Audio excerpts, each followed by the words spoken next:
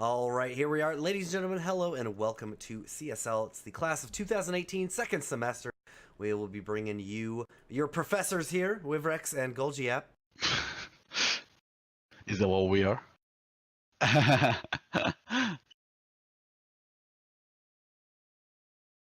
And Oh. he wanted to make sure that we, had a little bit of background information here on this game. We are going to be bringing you Cornell versus Georgia. Georgia, their record is not looking super good right now. They had a majority of their wins overturned from a little bit of devious behavior here. A little bit of shenanigans, you might say, in the first half. As some of you may or may not be aware, one of their players that was discovered was actually having their significant other play on their account, who is a much more skilled player. So they are here and back. They had to make some, so they had some player bans and had to reform the team because of it. And so we're going to see how, I think this is, was he saying this is their first game post-ban? Post-ban. So with a new player with that, I believe it was a person that was their sub anyways, so it's not complete new. So they had 5 wins overturned. So their current record is 4-6. They used to be 9-1. So that tells you how much that ban affected them, and to a point, and how much that smurfing issue or account switching issue really did benefit them. Of course, the player's significant other was not going to Georgia. Therefore, if the person did, they would have just actually drafted that person to the team instead of So like it wasn't like a stupid mistake, just like it was obviously just cheating issue there. So glad we got that figured out, and I'm glad at least the team stuck it around and got a new player to fill in and then keep playing it. So hopefully we don't see any more cheating here in CSL, but it's bound to happen. But thankfully, CSL is on top of it, and it got caught and everything got returned. So I think everyone's pretty happy with the results. Yeah, while these guys are in the lobby getting ready, Golgi, you want to talk briefly? Now seems like the perfect time. 7.09 patch just dropped. Small amount of changes. We can get through them in just about a minute or so, but it is a great time to be a support, let me tell you. I think it's really trying to reward supports for doing what they're supposed to do, because there is actually, we talked about it, that essay that I showed you, or like a seminar that I showed you with Mark Rosewater, who's talking about game design, and one of the things he mentions is make the component that you want the player to do fun to do. And one of the biggest issues with stacking as a support was that, like, as a casual player, why would you ever stack as a support, right? If you're a high level player and you know the benefits of it, that your carry get farmed and you're happy with that, like, sure, it makes sense. But like, to a casual normal player, it's very hard to learn that because it's just not fun to do. It doesn't feel that rewarding really either. But now so you bring up stacking, and why is that, Golgi? So whenever you stack a camp and your team clears it, of course, if it doesn't get stolen, if your team clears, so let's say I'm a lich, I stack a camp for my Sven clears a triple stack on the ancients, I get 15% of the gold that he gets. Bonus gold as well, so it doesn't take away from the core. That's so I just get 15% of gold he gets, like, as in, like, he keeps that and I still get 15% of the gold he gets. So super nice. And I think I'm going to see a lot more stacking in pubs now, and it's not even that big of a change. It's a small bit of change that's going to be enough to have people, like, get like 100 200 more gold on supports, which is going to be just enough to reward people to be able to give them the incentive to stack, which is a great direction for the game to be heading. And also couriers being cheaper as well, making it easier for casuals to not feel bad about buying couriers anymore. And this is all just to make it easier for the lower level players to catch up to what the pros are doing. Yep. So just to run down all the changes real quick, as he said, courier cost is reduced from 200 to 50, basically nothing now. So supports are going to be able to have more gold to start with. I have a suspicion, Golgi, that money that they save is probably going to go directly into tangos purchased for mids. Yeah, in a way, but I mean, it's not like they have more tangos now or something like that, I guess. So the reason I bring that up is so starting gold is reduced from 625 to 600. So it's a net gain for your team because the support is spending 150 less on the support is spending 150 less on a courier, but your team will start with 125 less. It's a net gain of 25 for your team. if you're looking at team for team. Yeah. Now, the tangos themselves, they are available in packs of 3 now. 5 packs, felt like it was a little too expensive, and it came at a bit of a premium. In a 5-pack, they were 25 gold per tango. Now they come in 3 packs at 90 gold, so 30 gold per tango. It's the same thing with, like, do you remember when sentries had to be bought in twos? Yes. Like, that was, like, sometimes impossible for a support to get. It's like, why don't we have sentries? Like, dude, I don't have 200 gold. Calm down. I can't farm as a support. So just give me a second, right? Like, now it's a lot easier to get 100 gold. And same thing for tangos. It's now, if you're a mid laner who's not getting your tangos pulled for you, then you can just buy tangos. It's only 90 gold for 3. Like, so it's not that big of a detriment for you. And as, an offlaner, remember when people get, like, I start with 10 tangos, something like that. Now you can start with 9. Now you can start with 12. Now you can start with 6. Like, you have more choice, more option around how you want to spend your money, and that's a good thing. I think, I think these teams are almost ready to go. So let's clean it up real quick. Tangos come in 390. The initial bounty rune now gives 40 gold to all heroes on your team instead of 100 to the hero that picks it up. So might be more aggression at those starting bounties, or they're at least a bit more important. Would you say, Golgi? I wouldn't. I mean, they're still, I think, similar-ish. I mean, it's just more spread out, right? It just gives you more incentive to, like, it's again. Dota, one of the biggest things I criticize about this game is it's a terrible game for casuals. It's a terrible game for you and I, people who just play it casually and would rather cast and watch the game. And a lot of new people getting in have a hard time getting in. And bounty rooms are another thing. Like, how many times in like 1K people like steal a bounty room from their mid and their mid throws a game, right? Like, that doesn't happen anymore. It just making the environment a better place. And of course, it's a more of a team objective. So yes, it gives you more incentive to fight for those. But then again, I don't think it will shake it up too much. It will be a little bit more beneficial, but then again, it was always beneficial to get 2 or more bounty runes. So it will be similar, I think. So I've got a question that I'll follow up once we're in the draft. Maybe we can talk about this if there's a lull. But as we said, the stacks now give 50% bonus gold to the person who stacked them. Tier 1 mid lane towers are now a bit closer to the river. Makes it a little bit more difficult to roam on the mid. Removed a tree in the Radiant Jungle to the top right of the blue crystals near the Ancients. I have no idea. I can't visualize that tree. And then the range creep attack acquisition range has been reduced from 800 to 600.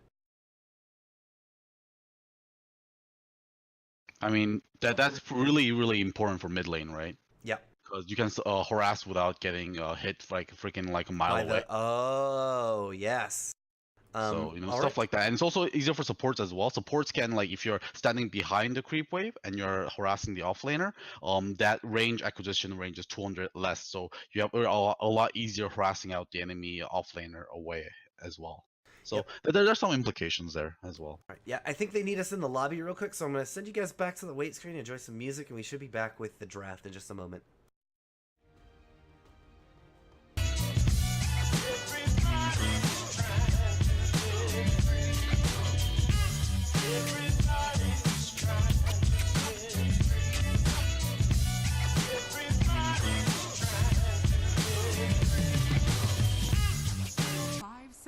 Okay, that was quick. There we go. Thank you, ladies and gentlemen, who are here into the draft. This is going to be Georgia versus the Cornell team, the Big Red Bears. Yep, same flag as before Game of Thrones with the Viper head on top, Mr. T. We've cast them a couple of times at the very least before. Both of these teams, in fact. Yeah, that's very true. Big Red Bear. I remember they have a courier that's also a red bear, which is very flavorful. So one thing that while the first bans are coming out, one thing that I was going to ask. Now remember, Golgi, the Battle Fury is was a pretty strong item there. It ate a couple nerfs. It's picked up less often on some of those weird heroes, but still a staple. With stacks, now looks like the propensity for stacks to be in the game is going to increase.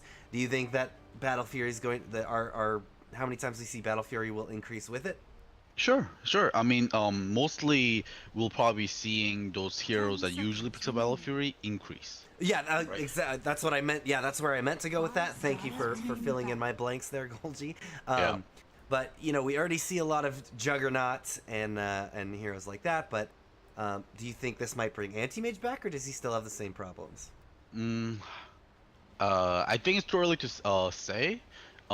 Anti-Mage unfortunately is not really a hero that's known for taking stacks, even if he gets Battle Fury, because I mean, he likes taking smaller camps, but not Oh, that's ancient true. camp Yeah. stacks, right? Because Juggernaut is great because he has Healing Ward, right? He has Healing Ward and he has the spin, which can help as well. Anti-Mage, if he goes after like ancient stack, and he usually can like have a very hard time regenerating, he needs a shrine afterwards and stuff like that. Like heroes like Sven or Juggernaut, as you mentioned, are completely fine just taking them by himself. So I'm not probably not anti-mage. I think the meta is still a little too fast for him. But maybe. I mean, it is a benefit because those smaller camps that get stacked is still good for him. I mean, of course, it doesn't increase anti-mage's money, but it increases the overall money of what the supports get, which is relevant. Naga Siren, speaking of, a Yep. hero that is amazing at stacking, by the way, as support, because you can just use your mirror images to stack 3 camps at the same time. Like, Naga Siren can get so much money now. Oh, like as a support too. Yeah, that as a support. That makes her her core transition, if she chooses to do it, so much faster. Or like the Ags build up much quicker if you're going for one of those strats. I mean, her support build is kind of expensive as well because you go for Tranquils into Urn, into Meteor Hammer, into Spirit Vessel, into Aghanim's, right? That's still a pretty expensive build up. So you should be able to get her up to that pretty fast as well. So yeah, Naga Siren plus Juggernaut seems like a pretty good combo. Are there any great stackers that are a bit out of the meta right now that could see an increase because of this? Ellertine is decent, although he needs to use because he's a strength hero and doesn't have a lot of mana. He can stack a couple of camps at the same time as well. Venomancer is another one that can stack multiple camps as well with those wards. Oh yeah. If you know the tricks, The right? time you have to place each one at a certain timing, and that will let you either if they attack right away, then it will pull and push the creeps in at a certain timing, so that they're all out of their box when the time comes. So that's an interesting point. Yeah, these supports that can stack multiple camps at the same time has been, I guess, bumped up in tier a little bit. Naga Siren already probably a tier 1 hero. Gets a little bit above. I'm assuming is going to get a adjustment coming in the next patch. I think maybe a net cooldown or net duration reduction or a song cooldown increase. One of those things I think will get hit. Yeah, interesting about this patch is that no heroes were touched. So with their and that's something they can experiment here with the 2-week patches, is that they don't have to touch a single hero. They can really experiment and get a little bit of feedback on how that shifts the game.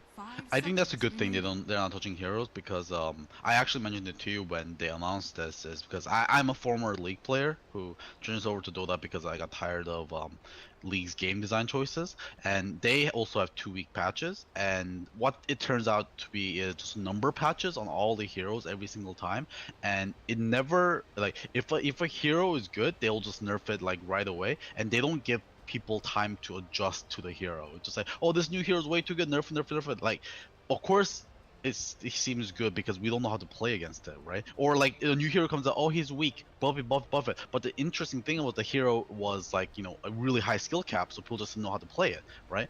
And Ice Frog has always given a lot of ample time for a community to adjust to a hero before he buffs or nerf it. And I think he's still going with that ideology, and I'm very happy with that. Yep, but that is an interesting point, is that 2 weeks, like, in the way that old patches work, yeah, there was a lot of time for the changes to settle. People discovered new things, other stuff phases out because of that. So with the 2-week patch cycle, there is some potential for some silly shenanigans to go on, where, it's going to be a patch, and then all of a sudden, maybe you might see this breakout hero come because of this change that really enables him many patches later. Yep, for sure. And of course, more frequent patches mean, I mean, Dota has always had hot fixes and stuff like that. Yeah. But we can expect more frequent hot fixes as well. But if a hero was out of control, there was always hot fixes. So it shouldn't be that big of a deal. Of course, we're going to be seeing more like sweeping changes like this, because Ice Frog has never done like dumb, like, small number changes, like stuff like this, like stack changes, like actually quite game changing. So that's great. All right, Support should always get more money. I think that's a great way to encourage supports and have them have more impact in games. Sure. All right, Golgi, let's take a chance to talk about this draft. Georgia has picked themselves up the Brewmaster. Great, ready to go hero, kind of pre-assembled out the box, just split up and you're ready to go. Kunkka, a really great ganking hero or pickoff hero, or get value out of retreats, and he can do quite a lot with his X torrent. It's also a decent counter against Disruptor, because if you can react to the glimpse, you can just X the teammate who's getting glimpsed and then just X them back. So it's a cool pick. I like to mention Big Red Bears, Cornell picking up the Nagastar and Disruptor combo. This is a combo that we see time and time again. It's almost as a common pairing as like a Clockwork Shadow Fiend. Or the AA Void. Yeah, exactly. You Song, look at the people who are clumped up mostly well together, lay down the static field, and then the storm on top of it, and end the song, and then people get wrecked, and then Puck can help with that too, OD can drop the hammer. Looks like we know where Cornell wants to take this. I also think Cornell might want to pick up a Timbersaw here. Timbersaw looks pretty fucking nuts here. Why is that, Golgi? 3 strength heroes over on Georgia's side. Of course, Timbersaw does incredible work against strength heroes because his Whirling Death gives minus 15% on the base stats, which against a strength hero is just their health. Minus 15% on their health, which is nuts. Of course. Now, all right, Georgia is looking to get their safe laner and their mid at this point. As far as the OD goes, do you think they're looking for a advantaged matchup here, or something that might just go with their draft and can survive a little bit longer? They've got really good out the box aggression and fighting potential. I think a Viper would go pretty well for them, even if it's not necessarily like gonna bully the OD. Or do you think that's too many eggs in that early I mean, I think they're still like very tanky enough. Viper's okay, but I'm not sure. I think like stuff like Dragon Knight would be better if they really want to go that tanky like function line, but I guess it makes you even more susceptible to that not pushing the Timbersaw. So Sniper, yeah, someone that can sit in the back line and do damage, and Cornell don't have a great way to deal with the Sniper. Puck is the only one currently that can jump in the back lines. Unless they initiate with a Naga Sleep that catches the Sniper, it's pretty much on the Puck, right? And yeah, and that's really hard. Nagastar doesn't usually pick up a Force Staff or a Blink Dagger. She can, maybe she will this game, considering because of the Sniper. Yeah, Sniper is very hard to catch with the Nagastar song. Because the Sniper will get a Mask of Madness and like Force Staff for the Hurricane Pike and stuff like that to get himself away. Sven gets banned out. I can't think of this. Is the Sven? Sven doesn't look super great into this lineup, does he? I guess he's just... He only had 4 seconds left in the reserve time, so I think he just picked it. Oh, this is not the pace of a hero that we normally see, right? CK is kind of fallen off. Yeah, but I think he's still good. I think he's average. He's average. I would not say he's bad. He definitely has his place. Yeah, and I think that what they're looking for Chaos Knight is obviously trying to blow a target up. Nagastar and Disruptor very easy targets for that, and there's Timbersaw. There you go. I knew it. With 4 strength heroes. Yeah, that's why I said you don't want to pick the Dragon Knight here, right? And then they pick Chaos Knight, so... It's worse. They could have picked the Dragon Knight mid. Yeah, right? They go full for... And then Timbersaw just absolutely just wrecks every single thing. I loved Cornell's draft here. I don't know. That Timbersaw looks really, really good. I'm going to put a big question mark on Chaos Knight because I'm not sure how good Chaos Knight is against this lineup, because Chaos Knight is very susceptible to Song, right? And if you get Song and then get the static storm on top of you, what are you going to do as Chaos Knight, right? Yeah. Yeah, so. He's someone who really wants to get in your face, and Cornell has a great answer for people getting in their face. Yeah, I agree. And the Timbersaw is going to do so much work. Is there anything they can do to keep down the Timbersaw? Okay, I mean, so their safe lane is going to be Chaos Knight, Kunkka, and Elden. I mean, that can do a decent amount of work against the decent amount of work against Timber. Timber, but it's not necessarily a Timber killer lane. I mean, the biggest thing they have to do is shut down Timber in the lane, right? That's his like biggest weakness, is especially in the first 2 levels, I would say, before he has like really good levels on reactive armor and Timber chain. And we've seen Timber Saw lose their lane and then never be relevant ever in the game, right? Because he's a tanky hero that needs to get in the middle of the fight, but when you don't have items to make you tanky, he always just melts before he can get reactive armor stacks up. Yep, and as a league game, we like to introduce you to the players so you know who's playing. We are familiar with these faces, but just in case you aren't. On the Georgia side, right? Georgia is on that Radiant. We have Smack Daddy on that Sniper in the mid. Goodwill will be hunting down the safe lane. Dooful on the Kunkka. Brewmaster will be played by What a Story Mark. And we've King of Angry Giant Angry Kittens on the Elder Titan. He returns. I love that name. Overall on Cornell, we have Lieutenant Dan playing Puck. We got the Nigo on our Devourer. Got Ergonomics playing the Disruptor. Got Mid Only playing the Support Naga Siren. And finally, Smiles playing the Timbersaw, chasing after Goodwill. But this is just a bounce room contest, obviously. Now we get to watch the effect of extra gold for everyone. Wait, 100... This patch is live, right? Or is it not live? This is replay. Oh, don't say that. We're not allowed to say that. Cheesehead is gonna be so mad. Could have played it off as a visual bug, man. Come on, man.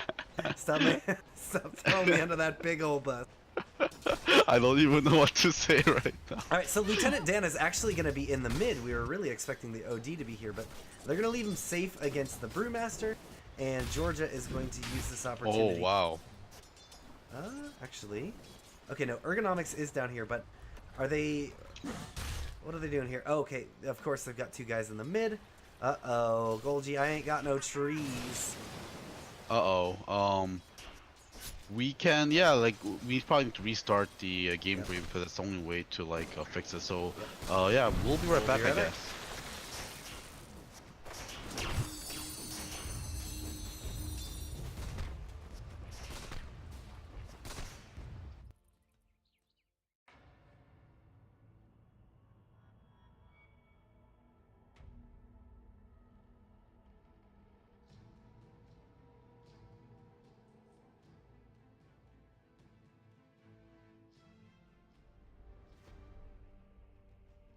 5 seconds Radiant remaining. Team ban.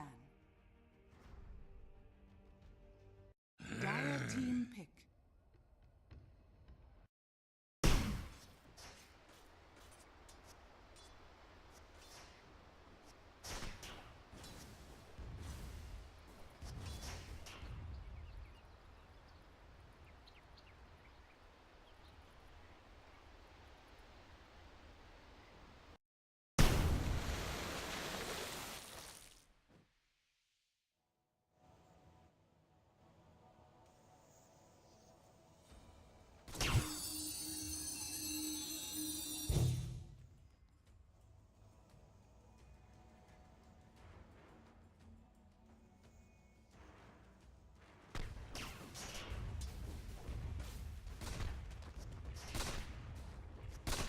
Thank you so much for your patience, ladies and gentlemen. We're back live in this live game that is live right now. And we have not caught a first blood yet, but we got some rotation here coming into the top.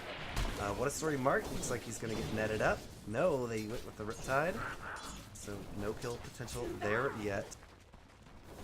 Yeah, usually Naga Siren likes to start with the Riptide just to give her some more damage potential and harass him to the enemy laner. It does a good amount of damage, and of course armor reduction is quite nice as well.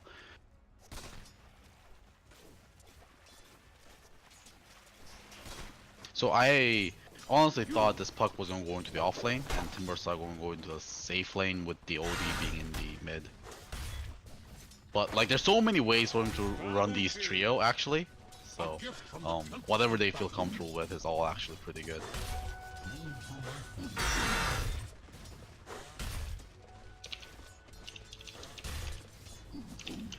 the bottom, they're trying to bring the Elder Titan around, but yeah, these Dwarling Deaths are just, look at Goodwill right now. Not having a happy time. Yeah, no, the timber side is gonna be so good this game. I mean, we saw it just a little bit early. He cut off all the trees.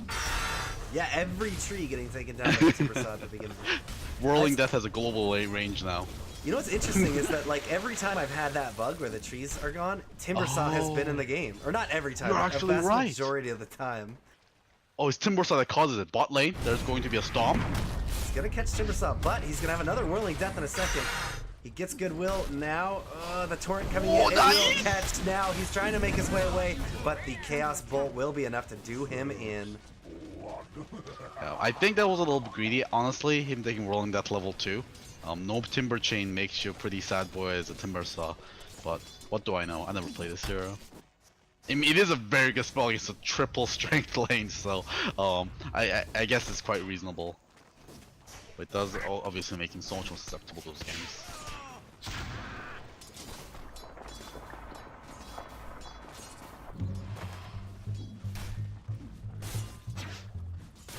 X on to Smiles, just keeping him back for now. He's gonna come in with that Whirling Death. I could probably put our last hit counter back up so we get an idea what is going on here. Yeah, Brewmaster's struggling right now. Absolutely, he's gonna get deadsed up. Radiant's top tower is under attack. Yeah, he's struggling quite heavily. Only 2 last hits currently, and even a death. Both offlaners going down right now, but I think that was probably the last time I want to see Timber Saw go down, because he did hit the level 3, which means he has 2nd level and reactive armor, and he gets really hard to kill at this point.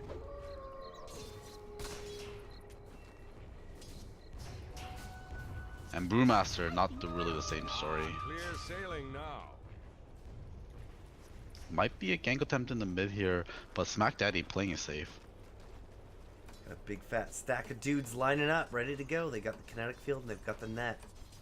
Set him up pretty nice. And Lieutenant Dan, he's got a good amount of damage ready to put out right now with that level 3 illusory orb in the waning rift. Only level 1 on that, but Looks like mid only, and they're gonna always decide to go back up to top. So Brewmaster might be in trouble now, actually. okay, they're gonna get the net out now. Disruptor is holding it into the kinetic field. One more shot will do it. Oh man, that salve got immediately canceled by Disruptor's click in the air when he tried to hit it. So he not only dies there, loses like what, 110 gold. That's how much salves are worth. Yep. 110, yeah. So even more money lost there for him. It's a little bit sad, but it's like a panic reaction there. Maybe that will be able to save you. I didn't think it would, but you know. Bot lane, X on his mouth. Gonna get the sleep onto him, but they've already used the X and the torrent, so he's gonna be able to chain out, and he gets a salve on himself. He's running away, goes the opposite direction, has another chain up, and I think he's a fine boy. He's a fine little king, or sorry, goblin. He's a goblin. Meanwhile, Smack Daddy going deep on the top, or Lieutenant Dan putting down the smack on the Smack Daddy. And Sniper, you ain't got no legs. Normally that's Lieutenant Dan.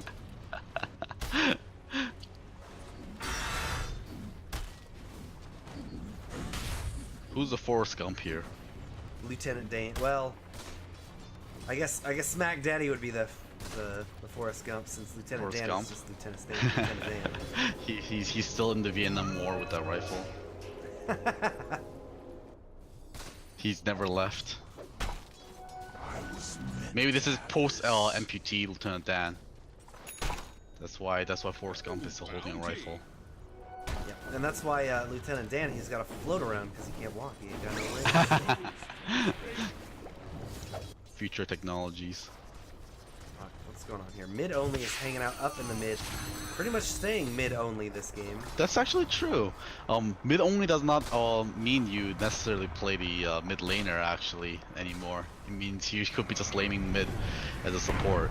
Stomp's gonna go out. He saw mid only, but now they're gonna turn That's around. all of his Trying to go mana, onto Duple. Duple does get caught inside the kinetic field, and now the coil goes down. Coil onto Smack Daddy. He's not able to walk out. Duple just barely timing out the break, but he'll still go down. That was very. He had a good timer on that coil. Yeah, that was actually perfectly timed by Dufel, but Lieutenant Dan had the double damage rune, so his right clicks were hurting so bad. And that's why Sniper went down so quickly as well. He didn't even have a chance. Did he even get shrapnel off? I didn't even see the shrapnel on the ground, so. I did not see one either. That was rough. of course. I think he's maxing that first. Yeah, he is. It's usually the skill you max it first. It's a very good spell. Bot lane now might be in trouble. Goodwill's gonna use Reality Rift out onto Timber. Timber's gonna go aggressively on it. Caught inside the chakra. Here comes the kinetic field into the net. One more. A whirling death and a pull through on the chain. More than enough to kill Goodwill. And this is the kind of start that a Timbersaw's gotta have. What a story. Yeah. Mark had to go deep under the tower. We'll make it out of there. Nigo also picked up a solo kill top lane against the Kunkka. Actually, it was a 1v3. There was Water Story Mark and King of Giant Angry Kids in there, but he still killed the Kunkka. So I don't know how he actually got picked up 1 versus 3 there, but something. Sanity's Eclipse. Oh, it was a Sanity's Eclipse, you're right, it's on cooldown. Damn. And he almost got the Brewmaster too. Yeah. Damn, Dan's getting assassinated. He's got a Fairy Fire and more than enough HP with his stick. Popping everything just to make sure he doesn't go down to that assassinate. Yeah, actually another thing to talk about here is because there's no intelligence here on the other team, our Devar's Sanity is going to do so much damage. Oh, yes. Yes, it will. Bot lane. Alright, Reality Rift on the Ergonomics. They get another Whirling Death inside. Could be able to get, yes, they get the Elder Titan. Lose the Disruptor in the process, but here comes Puck. Puck gonna just drop that coil onto Goodwill. And he has found him with the next kill. Goodwill, this CK has been having an exceptionally rough time. Yeah. He's doing okay on last hits, but, you know, 2 deaths is not what you want. On Yeah, your he safe was lane. doing well when he was. Oh, Dooful gets found. How the hell did they find him in those trees? Scam. Oh, yeah, they use the scan. You're completely correct. Scanned him up. They get another net. Here comes the chain into the Whirling Death. Smiles is all smiles right now. Yeah. Yeah, the Chaos Knight did decently well when it was 1v3 against Timbersaw, but once the support needed to rotate into mid and the top to help those lanes, he was left alone, and then Naga Siren obviously came bot, and then Chaos Knight had no chance against Timbersaw. Timbersaw's level 8 right now. Chaos Knight only level 5. That just shows you how well that lane's going. These supports Top? are putting in so much mileage. Yep, they're going to use the split, trying to go onto Nigo, and they've got Ergonomics. Actually, that's going to be a defensive split there, right? Yeah. He's going to have to use it just to get back, and that's not the way you want to see a split go. They got to fight onto mid only. Mid only is going to get caught and finally pays for his aggression in that mid. It is at the hands of 4 heroes, but that, well, the courier's going to eat and assassinate. But it doesn't take any damage. Do any damage. Yeah, you need to have Egg and Scepter for you to do damage to couriers. I don't even know why it's targetable, honestly, pre-eggs, when it doesn't do any damage. On it, right? I guess that's the benefit. I guess that could come in handy. Alright, Ergonomics gonna get found in the mid. He's on some Shrapnel right now. But here comes Lieutenant Dan, gets the coil onto 2. Immediately turns it around onto Sniper. Sniper's trying to right click away. Goodwill comes in. The Chaos Bolt is gonna get dodged. And now Chaos Knight is in a position that is not very great. He's gonna Reality Rift deeper into the mid lane. They will catch Puck with a sleep in the back line, which means he's not gonna be able to catch up and do his damage. Brewmaster goes down. Meanwhile, in the top, they've got another net out onto Goodwill. Goodwill, you have to use the Phantasm to get out of the net, but there was no one really behind him actually, so he was pretty safe there. And the Phantasm is gonna be somewhat wasted. Yeah. Oh, Angry Kitten's now getting taken down in the top by Smiles. Going for the stomp. He catches Timbersaw with the stomp. But he's going to have to get out of here very quickly. Instead, the chain's going to come in and another Whirling Death.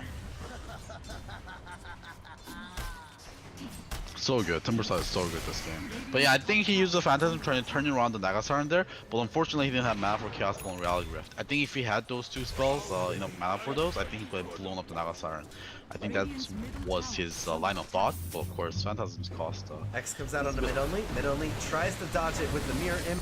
Gonna lose all of her illusions, but should be fine just now, especially when Lieutenant Dan comes in and makes sure they get that kill again on that sniper. Dooful now gets glimpsed back. The rest of the team here is ready to beat up into him. And Lieutenant Dan is able to dodge the stomp and is going to try and keep going on to Dooful. There we go. Torrent goes out. Now the rest of the team, they've got him in their sights. They're collapsing on him, finally taking him down. This Cornell team has Georgia's number, picking him apart. Yeah, this game is looking quite dark here for Georgia. Their team, obviously not a team that also fights very well from behind either. Sniper, you don't want to get too far behind on Chaos Knight, especially on Chaos Knight. He is someone that cannot farm to catch up because he has no AoE abilities, so he'll continue to fall behind farther and farther. And we even mentioned the fact that, in my opinion, I think they got slightly outdrafted here. The Timber Saw is going to be unstoppable here, and even OD sound is clipped is going to do so much work. Yeah, the only thing that's going to help them is some farming items, but they absolutely can't build farming items. This team will run them over. They need fighting items, but they're gonna have a hard time getting them up. Yeah, very true. They're just like pressuring towers here. Of course, one weakness of this lineup here from Cornell is they don't push fast. They push actually quite slow.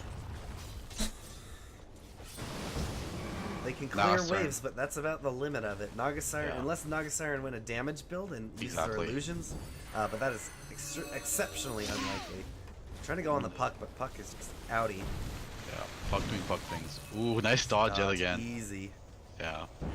Wow! Reality Rift and gonna Lieutenant Dan. They're gonna drop these the Static Storm, not catching anyone, but it's enough to force them back. Lieutenant Dan has a Dream Coil and could use it if they are interested in going aggressively. Timber Saw's positioned up behind. They get an X onto him, so they know that he's here. Astral Spirit gonna go for the stomp. Nope, stomp inside as Timber Saw's coming. Buys him a bit of time, but here's Ergonomics. They're gonna catch him inside of the kinetic field. Goodwill gets a kill onto him, but this might be a bit of a trap. No, if he stays around too long, he could get blown up, but the rest of the Cornell team is not interested in trying to fight it at this point. Yeah, so we're seeing the big weakness here from Cornell that actually we forgot to mention. I didn't really think about the fact that they actually have 0 pushers, and it's coming out big here. Nego gets X. He's going to use the Astral to make sure he doesn't get X back, but this is going to give Goodwill some time to come in. Oh, he's going to be able to dodge that boat by just force staffing onto the low ground. But Goodwill uses the Reality Rift, and he is completely cut off from his team. Going to the low ground there without his team. Yeah. Miles going forward onto Smack Daddy. Yep, they're gonna get a glimpse. Smack Daddy back onto the tower, and everyone else another chain forward, and the Riptide will be able to finish him off. That is gonna be how many deaths on the sniper? 5. 0, 5, and 1. Sniper. And 49. Only 49 last hits him in the wall. 6th place in the net worth. Yeah. He's having a very rough time. But look how long it takes for him to take this tower though in the mid lane. This Naga Siren Meteor Hammer cannot come sooner. Oh, see. Okay, so the cat's out of the bag. We're on the replay. Look at the mid tower versus the pedestal. I saw. Look at the dart as well. So I mean, this is a good way for us to study actually how far they've been pushed. It's very little, but small changes make a big difference in Dota. So it's kind of fun to see. We won't know until we see it in the actual live client because we bot. got a song coming out into bot. They're going to catch the sniper and the Chaos Knight. Chaos Knight uses the Chaos Bolt, and now we got TPs coming in, but this is going to let them cut the team off. They've got a kinetic field. They're going to go for Chaos Knight first as a position 1, and are they interested in getting anything else? Yes, they are. A glimpse back on the Smack Daddy. Smack Daddy is getting beat down. Boat is going to win completely, and now Nego could be looking to get an Astral, and they continue the assault. Or the other team could get behind the tower.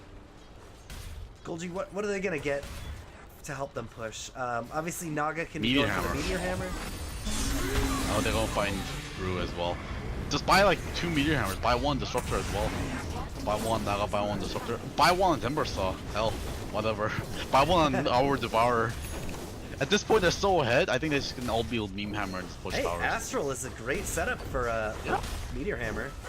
I mean, mid one actually builds Meteor Hammer on our Devourer against certain matchups, eh? Get some status resistance too? Yep. Oh, no, I don't think Meteor Hammer gives status resistance. Oh, I'm thinking of, you're at Aeon Disc, right? Yeah. Correct. So they get stats from it. They get good stats. Yeah, mid one picks it up quite often on OD. And he's like one of the highest MMR players in the world, so there's that.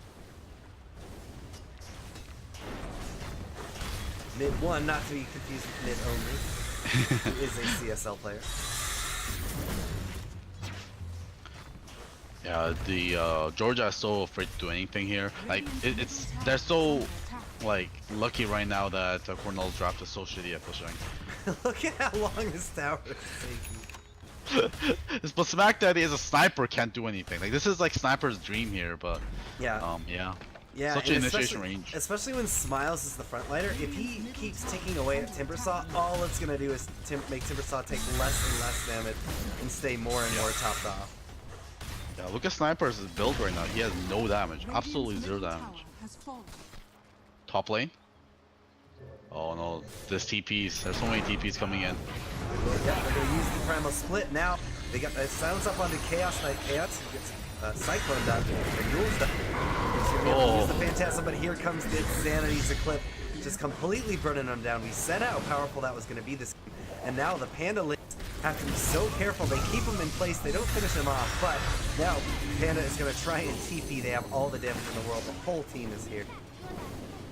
Actually, a pretty interesting hero interaction there. I didn't really think about Nagastar being a slight counter against the Blue Master because she can obviously ensnare him through his magic immunity. Coming in, yeah, somewhat relevant there. Yeah, it's specifically the Earth Panda that she's able to. It's the one with the BKB, and if all pandas are up, he always returns to the position of the Earth Panda. It's the highest priority. Yeah, it's the highest priority to return to. I believe it goes Earth, Fire, and then Storm. Storm. Yep. Don't take my word on that, but I think that's where it goes. So they keep pushing on this tower. When's the Meteor Hammer? Only 200 gold away from Meteor Hammer on mid only. This is going to help them push to incredible amounts.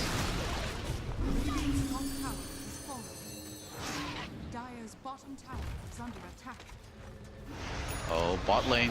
Yeah, Sniper gets found Sniper's trying to gonna farm. get found. Yule's up on the Timbersaw, means he's not going to be able to get him out, and Smiles just going to smack him away on him.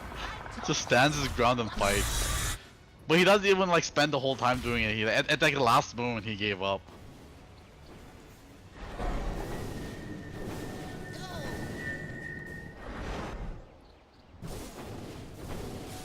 Top 3 net worth positions handily taken by Cornell at this point. Yeah. A 16k net worth lead. We're approaching our favorite landmark of 1k net worth lead per minute. Can't wait. I think they should not be too far away in this one. Yeah. Which we like to say it's a basically an impossible comeback. Ergonomics might get found. Oh, Reality Rift just barely gonna miss as he jukes through the trees. You know what would be a huge buff to Chaos Knight? Make Reality Rift like cast point a lot lower. That would make him so much better of a hero, honestly. If they do it for Reality Rift, they gotta do it for Nether Strike. I mean, come on. They've actually lowered it, right, over time, but it's still Nether Strike, I'm kind of fine with it. I hate it so much. Just because you play against Clockwork and you're the saddest person in the world. No, it's because I play against people who are good at vision juking, and I'm just like But the thing is, Spirit Breaker is very good at closing the gap because you have instant cast point on your charge, right? Yeah. Unlike Chaos Knight, who only has one way to close the gap, and it's Reality Rift. If Chaos Knight had his E, the Chaos Strike was a gap closer that's instant cast point, I don't think he beats that on Reality Rift, but it's very easy for Spirit Breaker to charge someone while they're stunned from their charge. They just channel their Nether Strike and then they get a guaranteed Nether Strike, right? Yeah. Yes, but I still, I've had charge on cooldown or something like towards the end of a fight where we didn't necessarily need the Nether Strike at the beginning, and you're sitting there. but like Spirit Breaker doesn't necessarily need it as much, I don't think, as Chaos Knight. Not that like Chaos Knight necessarily that's the way they need to buff him, but it would just make him much better. I don't think it will change Spirit Breaker that much to change his Nether Strike. Speaking of Chaos Knight, you think he's gonna get found here? They've got a scan available. He's gonna just TP in there. Get what choose the TP. He's going for early game build, which I do like. He's going for that Echo Saber. Their team needs to get whatever they can to stay alive. Zoom. Their high ground defense is pretty good, honestly. Not amazing, but they got Sniper and the Kunkka, who's okay. El Titan, who's quite good. All right. El Titan needs to stomp these creeps before they go high ground, though. Golgi, they've got all the tier 2s claimed. They've got themselves an Aegis. Meteor How Hammer. long do you think before the first... Oh, they're just going to go in aggressively with the song. They catch the Kunkka. It just lets them walk into high ground. That's all they wanted, I guess. But how long before they actually take one of these towers down? I mean, that's actually a good question. I guess it's going to take them quite a long time with their build. I think L Titan can delay this quite a bit if he just keeps on stomping these creeps before they go high ground. I don't, and then let Sniper Shrapnel pick them up. I don't think there's much they can do. We'll need to stomp them, though. Charges. I think Naga needs to just channel this Meteor Hammer onto this tower. Yeah, asking Ishal receive Ken Dan, gonna jump in aggressively, shoots the wing rip. Oh shit! Orbs out of there. Oh! How'd that happen? How? What the hell? Cool. Goodwill just completely picked him Oh up. Now, god. going on to ergonomics. He does not have the Echo Saber up, but that'll show you just how powerful he is with some good RNG. The flare of Chaos Knight, getting those crits. They're gonna fight Sniper with the banishment. Get him, and then and then they drop the coil, getting Lieutenant Dan, and now chasing down onto Dooful. The rest of the team is nowhere near fighting them. Brewmaster's gonna come in, but he's got to be very, very careful. He's gonna get banished while the haze is coming off of Amigo, and now they're able to beat him up. That means Chaos Knight still chasing down mid only. Mid only is actually doing just fine about it as well. Yeah, Nigo gets the ultra kill there. They might have overextended themselves. Mid only is about to kill Goodwill. He has the armlet if he wants to toggle it. He's going for the giant. Can he armlet through a net into Meteor Hammer? Oh, there he goes. Yeah. Yeah, that was rough. Are you doing okay?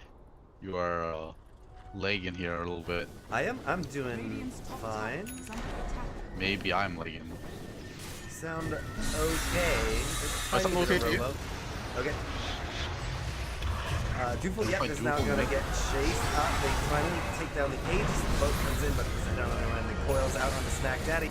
Smile's got to make his way away, but he is going to be just fine. Now, Lieutenant Dan's still deep. And they're just going to back up and start pecking away at the towers. The bottom lane has got plenty of creeps to do the damage that they need. That's going to buy them a little bit of space to keep going in here. They get another kill onto Smack Daddy. Lieutenant Dan is in the back line just being an absolute maniac on this puck. Despite the fact that we are now slowing down a little bit, we're still technically in a team fight because Lieutenant Dan is deep in the back. He's going to get rifted up by Goodwill, but we'll be able to blink dagger on mid. Now the blink on mid. This is what we talked about. He's going to set up a 4-man sleep. They get the Spirit Storm into the Meteor Hammer, into the kinetic field. Ooh, that Earth Splitter came out and did quite a lot of damage, but they've already done a significant amount of economic damage to everyone else. Goodwill trying to go on to Lieutenant Dan, but Lieutenant Dan making his way back. He's already used the Phantasm, and GG was called, but we have yet to see the Ancient go down. It looks like they canceled it. Sniper did call GG. Okay, he's gonna call GG again. Looks like someone else canceled it.